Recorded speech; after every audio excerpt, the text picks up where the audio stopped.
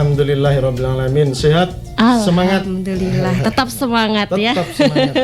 Oke, Pak, sebentar lagi ini kan mau bulan puasa gitu ya. Nah, nanti kita bakal ngobrolin bagaimana sih kegiatan ibadah keagamaan di bulan Ramadan pada masa pandemi gitu ya, Pak ya.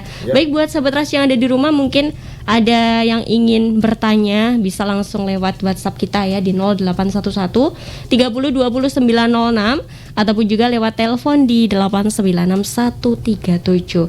Dan acara ini nggak lupa disiarkan secara live ya di website kita di www.rasifm.co.id. Sahabat Rasi nggak cuma bisa mendengarkan saja, tapi juga bisa melihat ya, dan juga bisa dilihat di aplikasi X-Space Radio dan juga di fanspage kita.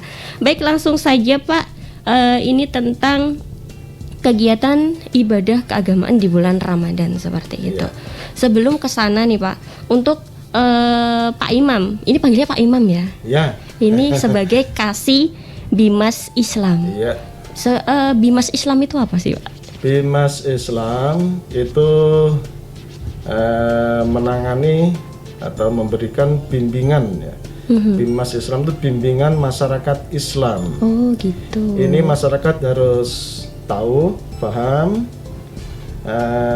bahwa di Kementerian Agama di pusat ya, itu tidak hanya Bimas Islam, bimbingan masyarakat Islam, tapi juga ada Dirjen bimbingan masyarakat Kristen, bimbingan masyarakat Hindu-Buddha, dan bimbingan masyarakat yang lain. Jadi kita memperlakukan yang sama untuk seluruh umat beragama masyarakat Indonesia ini.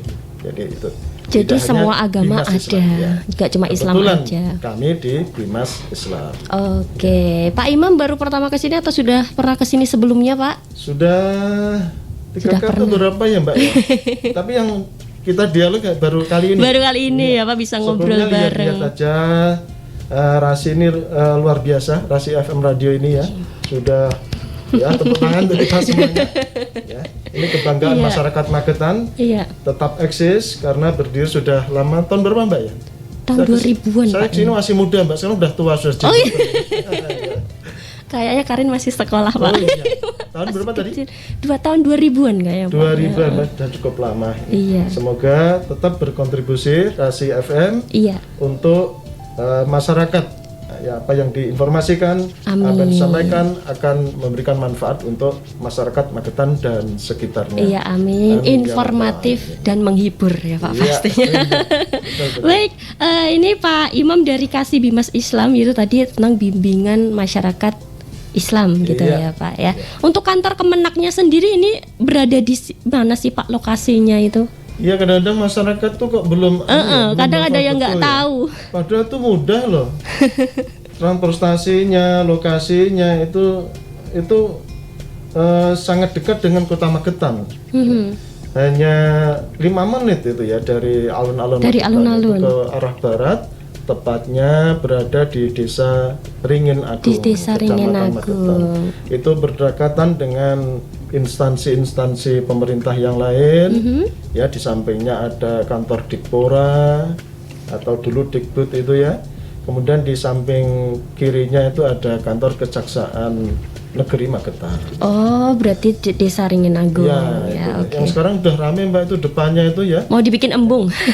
Embungnya sudah jadi. Sudah jadi ya Pak ya. Di depannya itu ada kuliner-kuliner itu malam Sabtu, malam Minggu luar biasa. Silakan masyarakat Magetan ya. Silahkan malam hari lihat di Ringin Agung itu luar biasa ya. Saya promosi nanti mungkin ngabuburit di sana ya Pak, kan bulan puasa nanti mungkin ngabuburit di sana. Ya, buka di sana, ada sahur di sana, ada depannya pas kantor Kementerian Agama. Siapa tahu nanti bisa ketemu Pak Imam ya. Oh iya. Tapi ya dulu saya kan di rumah ya. Oh gitu. Baik Pak Imam, langsung ke materi kita tentang kegiatan ibadah keagamaan di bulan Ramadan ini ya. Untuk tahun ini bagaimana Pak? Karena sekarang juga masih masa pandemi seperti itu. Oke.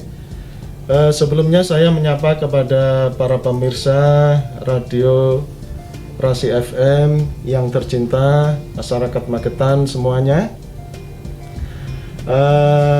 Khususnya umat Islam, juga umat-umat yang lain, ada yang Kristen, ada yang Hindu, ada yang Buddha, ya. Iya. Kita sama-sama anak bangsa harus tetap menjaga kerukunan bersama.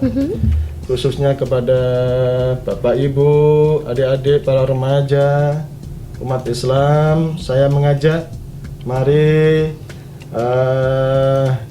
kehadiran Ramadan, kedatangan Ramadan yang sebentar lagi tinggal menghitung hari, ya. Iya. Kurang lebih 1 minggu, ya. Kita sambut, 1 minggu lebih, ya. Iya. Kita sambut dengan penuh kesadaran. Sadar. Jangan sampai tidak sadar, nih bahaya. Kalau tidak sadar berarti Artinya sadar. bahaya. Selalu ingat, sadar betul bahwa sebentar lagi Ramadan ada di tengah-tengah kita. Kemudian yang kedua, disambut dengan penuh keimanan.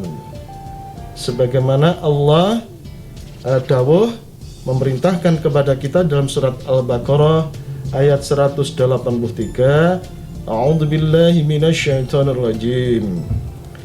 Ya ayyuhalladzina amanu kutiba 'alaikumus syiyam kama kutiba 'alal ladzina min qablikum la'allakum tattaqun. Yang dipanggil oleh Allah itu, hai orang-orang yang beriman, orang-orang Islam yang beriman. Karena itu mari kehadiran Ramadan kita sambut dengan penuh keimanan kepada Allah Subhanahu wa Ta'ala. Kemudian yang tidak kalah pentingnya, kehadiran Ramadan tahun ini walaupun dalam situasi masih pandemi COVID-19 tetap harus kita sambut dengan penuh rasa syukur kehadirat Allah Subhanahu wa Ta'ala. Karena sesungguhnya hakikatnya kehadiran Ramadan yang sebentar lagi di tengah-tengah kita itu merupakan rahmat, nikmat, karunia Allah yang luar biasa yang diberikan kepada kita semuanya, kepada masyarakat Magetan semuanya. Dan ini adalah salah satu indikator sebagai bukti, sebagai petunjuk bahwa Allah Subhanahu wa Ta'ala Sang Pencipta itu masih sayang dengan kita semuanya. Betul. Allah kasih hidup yang panjang, umur, sehat walafiat, maka manfaatkan momentum Ramadan nanti tahun ini dengan sebaik-baiknya. Banyak beribadah.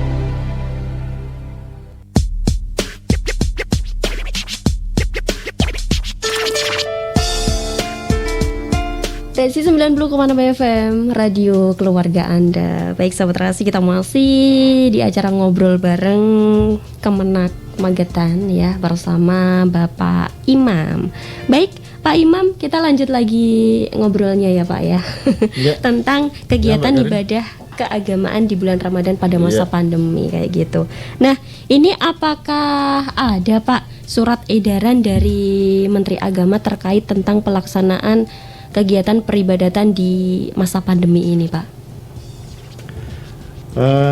Ya Mbak Karin, terkait dengan surat edaran dari Bapak Menteri Agama Gus Yakut Khalil Kumas, yang panggilannya Gusmen, itu alhamdulillah sudah diedarkan kepada masyarakat yang didatangi oleh beliau tanggal 4 Februari 2022.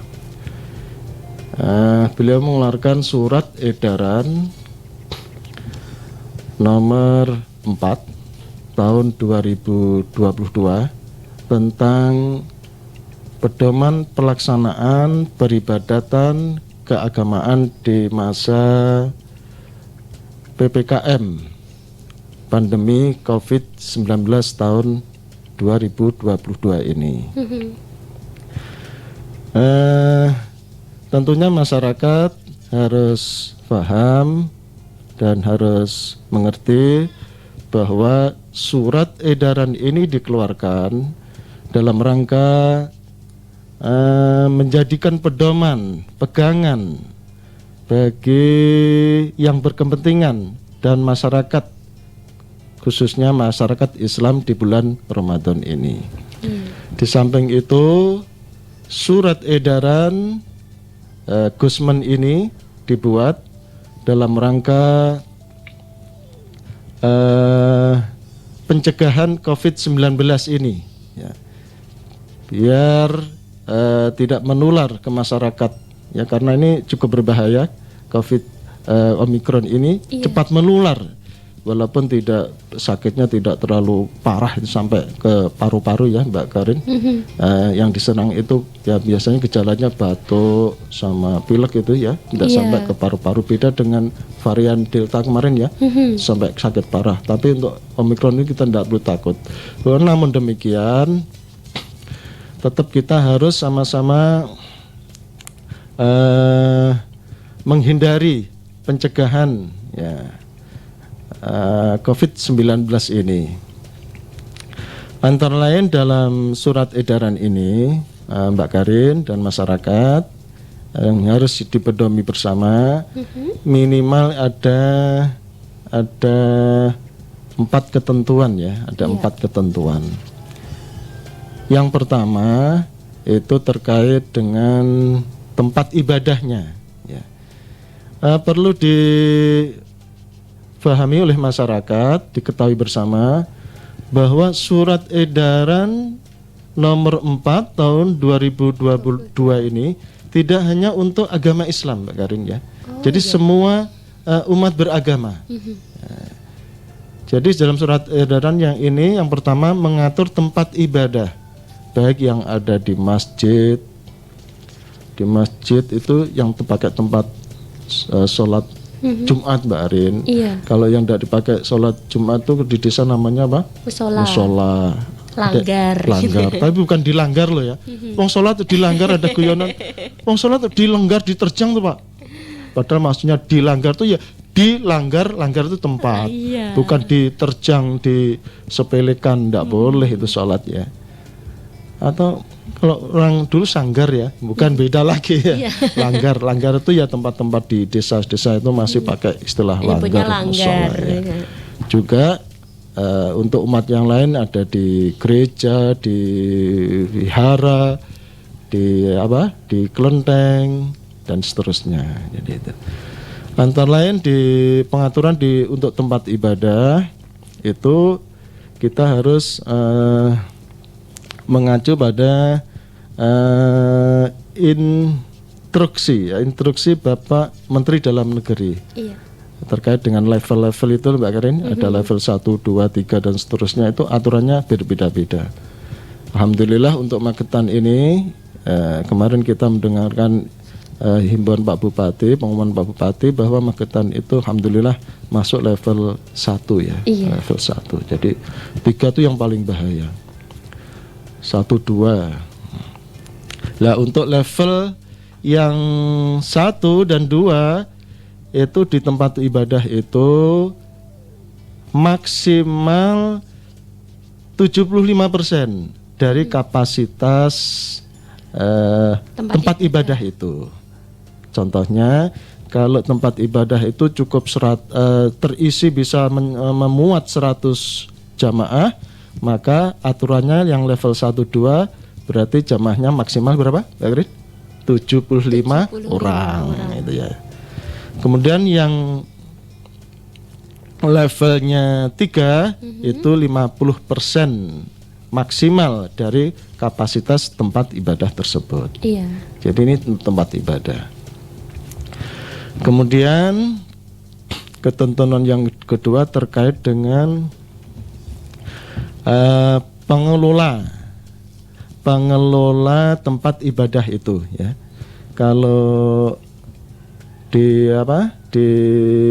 masjid namanya takmir Mbak Karin ya. Takmir ya kan, takmir. Jadi takmir itu punya kewajiban untuk memberikan sosialisasi ke masyarakat, terutama kepada para jamaah ya. Jadi punya tanggung jawab moral menyelamatkan jamaah ya, agar tetap aman, nyaman selama beribadah di masjidnya. jangan sampai terkena COVID itu ya maksudnya. Jadi diantaranya harus menyampaikan ke jamaah harus jaga prokes. Betul. Itu yang penting itu Mbak Karin ya. Itu yang paling penting itu kadang masyarakat tuh kok masih kurang taat, tapi alhamdulillah indeks masyarakat Magetan itu masih di atas kesadarannya dibandingkan tempat lain ya. Iya. Kesadaran untuk pakai masker dan seterusnya. Jadi 5M itu harus dijaga ketika berada di tempat ibadah.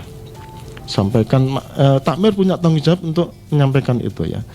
Kemudian yang kedua ya menyediakan fasilitas-fasilitas itu ya, termasuk tempat cuci tangan.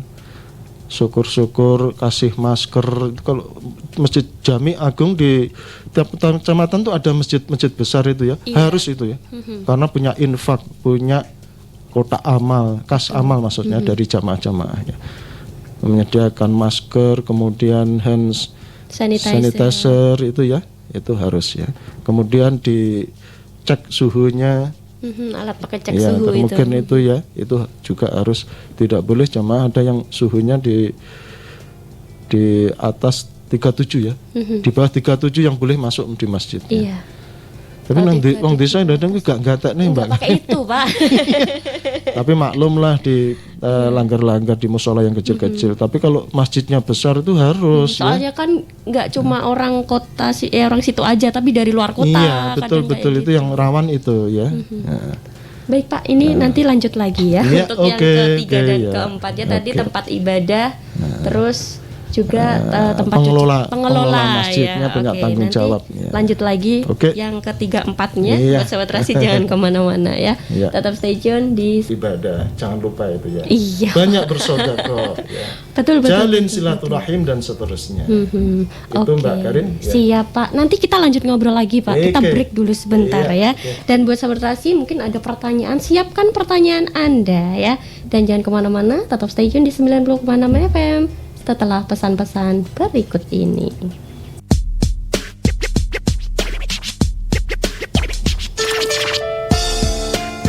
Resi 90,6 FM, radio keluarga Anda. Baik Sobat Rasi, kita masih di acara ngobrol bareng dengan Pak Imam Subakti, Kasih Bimas Islam di Kemenak Magetan ya Pak ya. Iya, Mbak Tadi Karin. kita sudah membahas tentang surat edaran dari Menteri Agama. Iya. Itu sudah dapat 2 poin. Tentang tempat ibadah dan juga pengelola tempat ibadah tersebut Iya, gitu Pak. iya. Lanjut untuk yang berikutnya Pak, monggo. Oke, Mbak Karin. Saya lanjutkan para permisa yang kami cintai, yang dirahmati oleh Allah Subhanahu wa taala. Kita lanjutkan tentang edaran Gusmen untuk ketentuan yang kedua, pengelola tempat ibadah. Kalau di masjid namanya takmir. Tadi masih ada ya. Jadi di samping menyediakan tempat cuci tangan, hand sanitizer, masker, yang masjidnya takmirnya manajemennya bagus ya, punya kas keuangan. Iya. Kemudian yang berikutnya, ini penting Mbak Karin, melarang jamaah yang kondisinya tidak sehat atau sakit untuk ikut jamaah di masjid. Oh gitu. Dan ini kadang-kadang Mbak Karin ya rada Kadang nggak enakan nggak enak gitu. juga itu ya. Iya. Sudah datang di masjid suruh pulang gitu. Itu kadang-kadang nggak tega. Padahal dia betul-betul sakit. Patoknya ngikil-ngikil. Iya. Kemudian juga kelihatan juga pilek gitu. Ya, itu yang nggak boleh, yang rawan.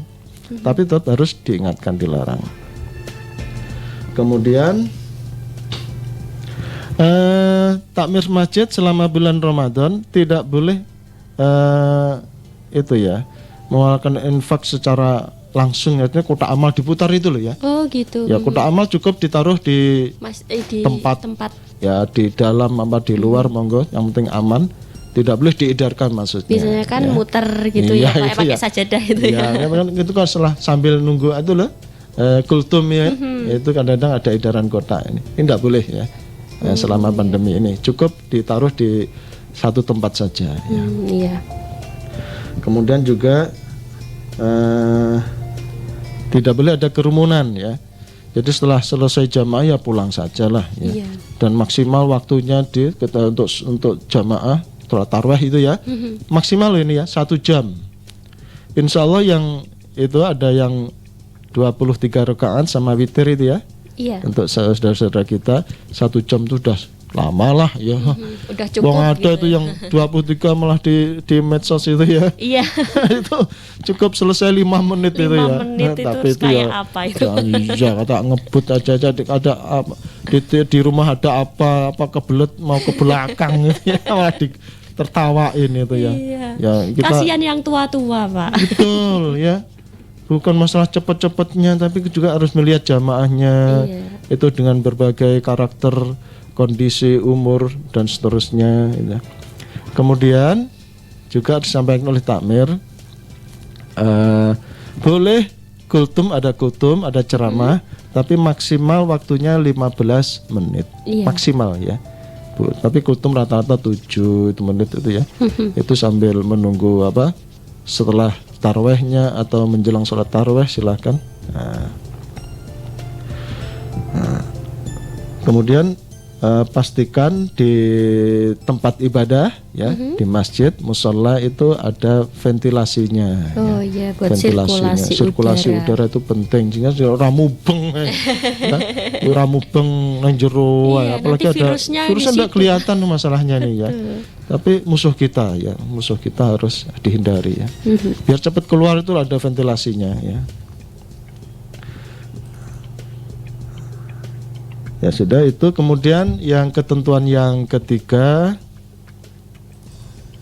itu terkait dengan jamaah. Jadi jamaah itu juga perlu diatur dalam rangka mengantisipasi pemutusan rantai virus ini ya. Antara lain tadi ya, kalau masjid sudah menyiapkan masker, ya otomatis jamaah harus pakai masker. Ya.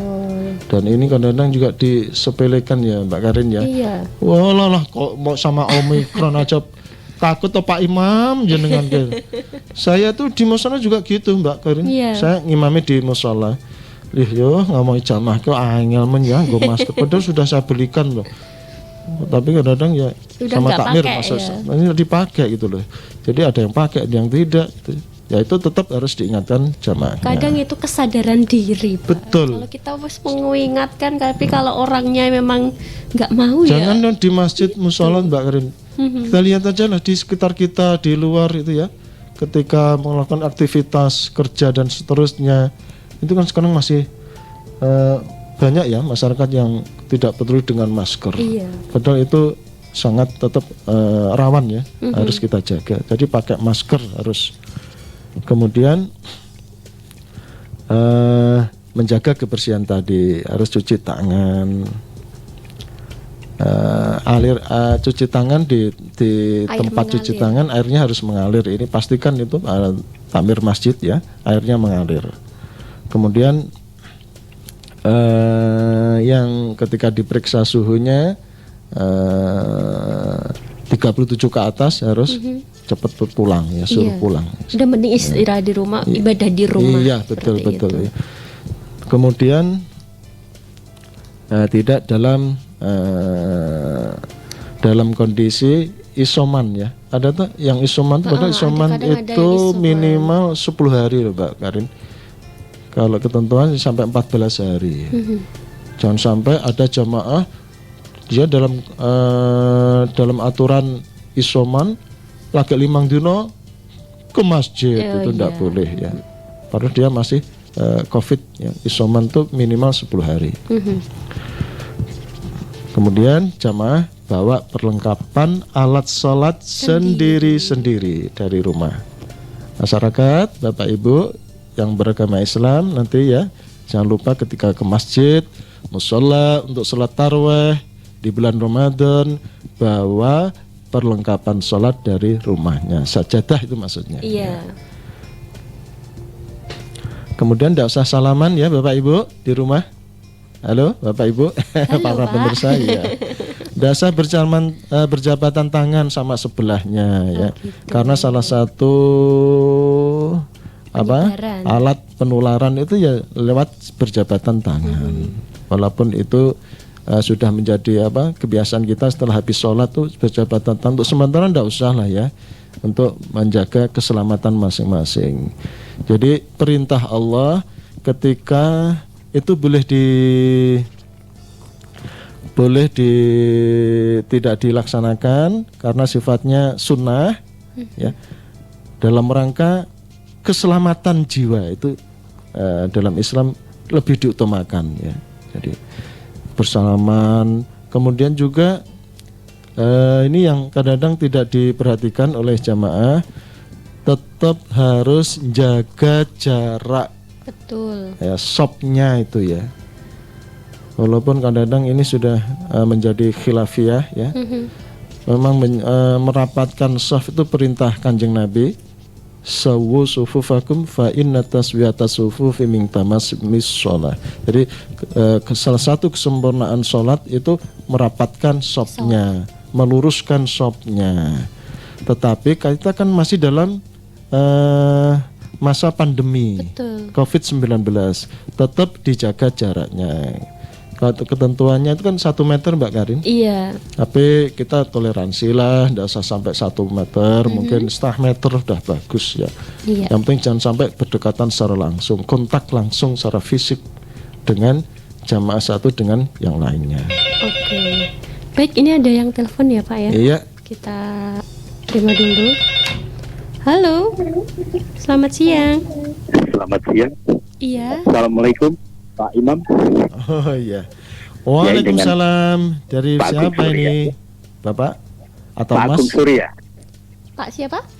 Pak Agung Surya. Oh, Pak Agung Surya. Oh Iya. iya. Monggo Bapak. Agung Surya. Assalamualaikum Silakan, Mas Pak Agung. Ustadz, Pak Imam. Waalaikumsalam warahmatullahi wabarakatuh. Ya. Tadi Pak Imam menyampaikan perihal tentang aturan ya, mekanisme di masjid ya. Iya. Memang saya mengapresiasi apapun ini untuk kepentingan kita bersama Iya, ya. betul Pak Agung. Pertanyaan saya Pak Imam, Iya. ini kan tadi menyampaikan bagi yang sakit ya, non saya sakit mungkin batuk apabila Iya. itu tidak diperbolehkan Iya. ya. Iya Pak Nah, Agung. untuk sholat Jumat lah ya. Iya. Tapi bagaimana? Ini kan wajib seorang laki-laki bila mana enggak Jumatan, ini hukumnya wajib ya. Saya punya Iya Pak Agung. Halo. Halo, terputus. Kayaknya kok terputus Nah, ya? iya. Oke Pak Agung, saya tanggapi ya. Bisa didengar? Halo, nanti bisa dilanjut. Oh iya kan. Putus. Iya. Oh ini Oh iya itu. Pak. Ya. Halo. ya ini Iya. kembali monggo, lah. Pak. Saya punya usul bagaimana supaya seorang laki-laki hukumnya wajib untuk Jumatan ya. Iya. Tapi bagaimana bila mana ada seorang yang sakit yang tadi Pak Imam katakan itu dipisahkan, jadi ada tempat tersendiri bagaimana Pak. Terus keduanya kita mengantisipasi dengan himbauan Menteri Agama yang notabene pada dilarang mungkin loudspeaker loudspeaker untuk dipelankan ya. Nah, Iya. padahal kita sudah membudaya supaya keras gitu kan. Oke Itu Pak tanggapan Agung. Bapak Iya, bagaimana? iya. Terima Iya. kasih. Assalamualaikum. Oke Pak Agung, Iya, kita sharing Pak Agung ya. Oke. Monggo. Terima kasih atas pertanyaannya. Begini Pak Agung, untuk orang sakit itu memang ketentuan di edaran Gusmen itu disarankan ya untuk sholat atau beribadah di rumah. Ya. Tidak hanya sholat Jumat, tapi juga ibadah-ibadah selama bulan Ramadan. Ini dalam rangka Mas Agung atau Pak Agung untuk kenyamanan dan untuk keamanan serta keselamatan seluruh jamaah. Karena kita masih di masa pandemi COVID-19. Kemudian untuk sholat Jumat memang bagi laki-laki itu wajib Pak Agung ya. itu wajib, sholat Jumat itu wajib. Tetapi ketika dalam rangka keselamatan atau darurat itu boleh sholat di rumah, kecuali kalau takmir punya tempat yang cukup ya, mungkin ada serambi yang sebelah kiri atau sebelah kanan itu diisolasi, maksud saya ya, itu hanya khusus jamaah yang sakit, monggo lah. Itu satu kebijakan dari takmir. Ini juga bagus ya Pak Agung ya. Karena yang migran kan sebetulnya tidak perlu ditakutin, tapi tetap harus waspada. Ya Mbak Keren ya. Betul. Tetap harus waspada, hati-hati masyarakat sehingga tidak terjadi penularan ya. Dalam rangka memutus mata rantai. Tadi saya sama bilang mata rantai, kita eling-eling Iya. memutus mata rantai penyebaran COVID-19 ini. Terima kasih Pak Agung itu ya terkait dengan sakit ya. Monggo lah kalau memang ada tempat khusus isoman bagi jamaah yang sakit, monggo tetap Pak Agung ya, diperhatikan takmirnya.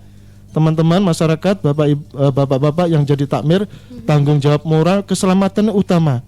Jadi betul-betul steril, sudah disemprot gitu. Habis dipakai semprot lagi, pakai hand sanitizer untuk keselamatan bersama. Itu yang pertama.